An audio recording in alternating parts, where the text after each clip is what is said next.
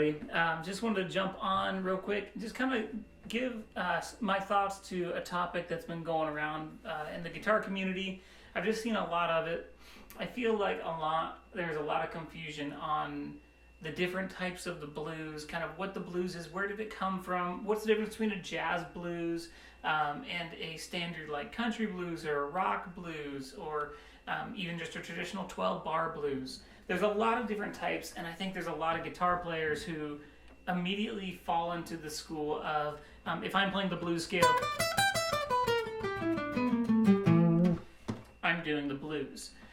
Which is true that scale is bluesy, hence the name the blues scale. It's that flat 5.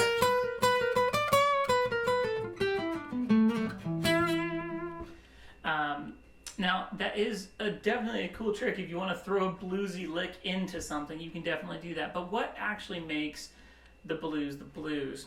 And that's that progression where it's usually 12 bars. There are different types, but the main ones you're going to run into are 12 bars.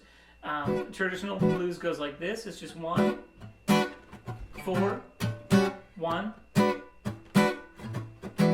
back to the 4, back to the 1, 5, 4, 1, 5. So that's going to be a standard, just no alterations, just straight ahead blues. When someone sits down and says, hey, play a blues with me, unless they have a jazz background, that's probably what they're going to be insinuating. That one was in the key of E. You can learn it in all the keys. I'm definitely going to have a masterclass on the blues, which will break down a lot more about chord voicings and that kind of thing. So if you're interested, keep your eye out for that. It is coming. However, something I want to just kind of look at is the difference between that and like a jazz blues, right? So the standard blues just has those traditional chords. Now, if you want to look at like a jazz blues, you're going to have some added chords. So it's 1, 4, back to the 1. Now this is where it changes. You're going to do a 2, 5, 1 into the 4 chord. So of the A7, which is the 4 chord, you're going to do a B minor 7 to an E7 to the A7. So the first part together, so it's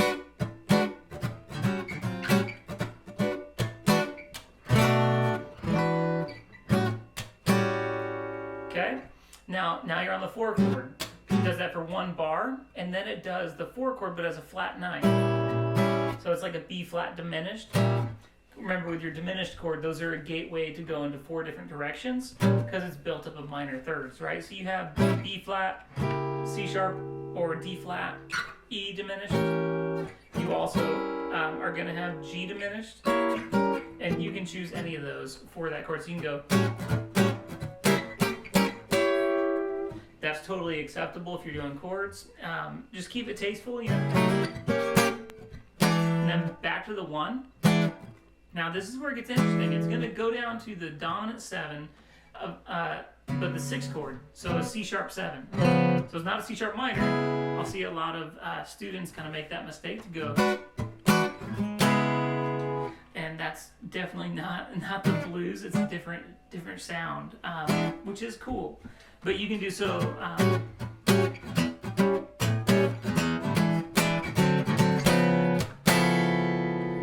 Now you're going to do a 2, 5, so an F sharp minor 7, B7 to the E7. And now you're going to walk it again. So 1, 6, 2, 5, all dominant 7 chords.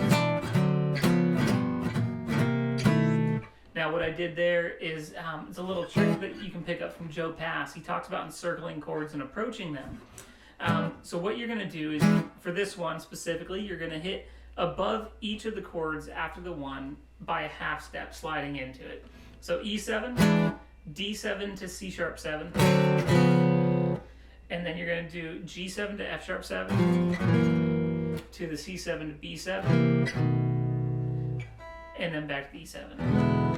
Now that's the whole form. I'll play through it one time for you, just kind of comping it. Feel free to noodle over it or whatever you want. If you want to try to comp along with me, you can totally do that. I'll try not to alter too many chords.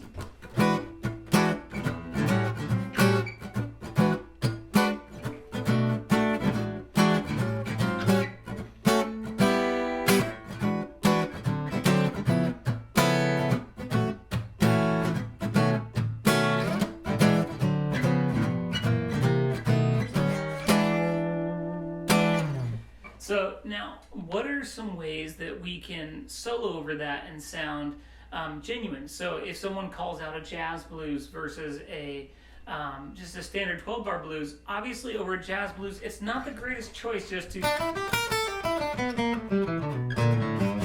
over the whole thing, because you have this different changes like the B minor 7 to the E7 going to the A. You also have that C sharp 7.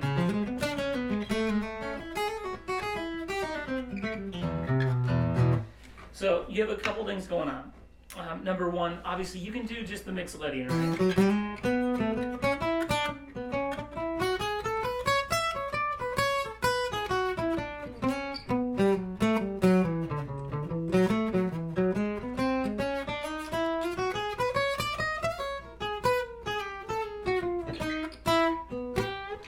So, however, Mixolydian, in my opinion, can get a little bit stale, a little bit bland, and sometimes it's easy to feel like you've played it all and you're running out of options. So, what we're going to do is we're going to do a couple things. We're going to, first off, take the blues scale. It is still good in jazz blues, but we need to mix it into our Mixolydian. So, we're going to encircle that major third of the G sharp by a half step. Half step above, half step below, and then same thing for the A. On that third, which is the C sharp. So you're going to have, right, over that E chord. A chord is back to the E.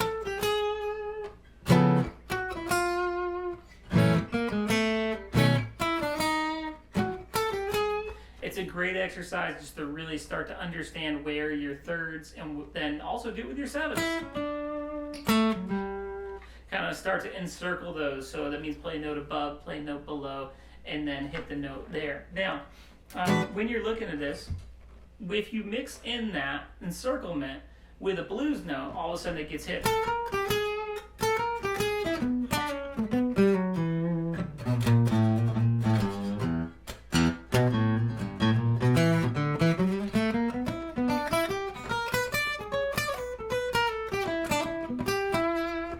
Kind of a cool, all of a sudden the E7 instead of being right now, you have all these cool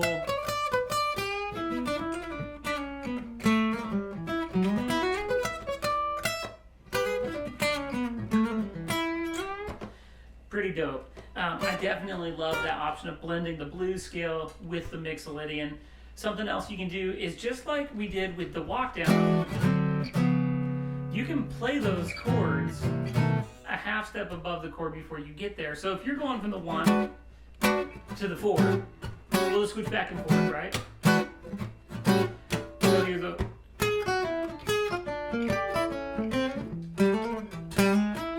So what I did there is I did a B flat 7.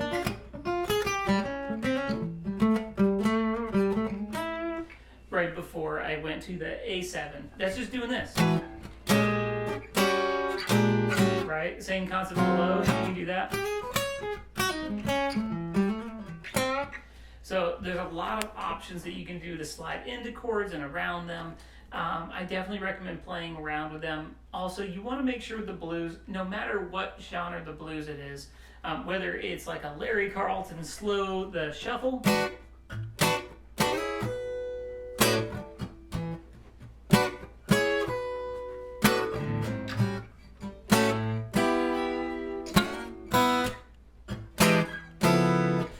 make sure that you have everything swinging, right? For a standard blues, for a jazz blues, no matter what you're looking at, you want to make sure that it's really swinging. So one of the tricks that my teacher always showed me is to put your metronome on 2 and 4 instead of all 4 beats. What that's going to do is it's going to enable you to get that feel, and you want this to come across in your playing, especially when you're doing jazz or blues, right? So it's going to sound like this.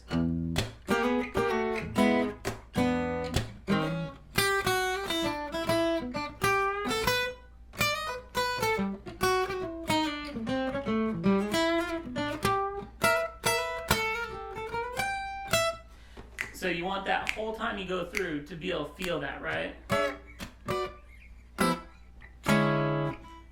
Right, just to roll through on that 2 and on that 4. It's so important. Now, other than that, that's kind of a basis of kind of how I think about the blues, some of the things that I like to approach. Obviously, like depending on the genre, I'm going to go either more bebop or I'm going to go more rock. If I'm doing more of like, B.B. King blues, I'm going to go for more...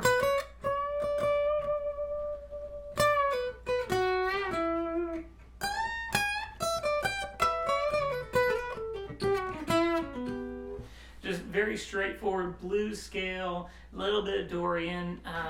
He loves to do those nice bends.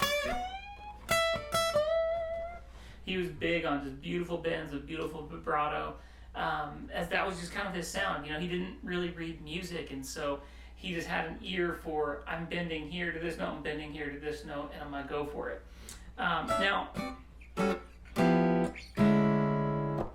all that to say, that's kind of a basis of the blues. As I said, there's going to be a lot more broken down in my master class, which I'm going to be filming. It's going to have notation of a lot of licks that I like to use, different scales and harmonies that I like to use.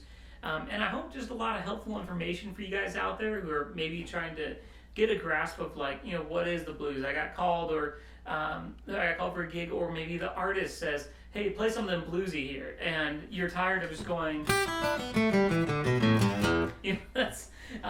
that gets pretty lame pretty quick. And so it's nice to be able to have some cool some blues licks and some different ideas you can do that might not be what the other guitar players are doing.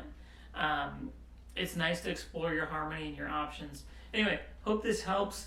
Thanks for tuning in, and I hope you have a great day. And see you next time.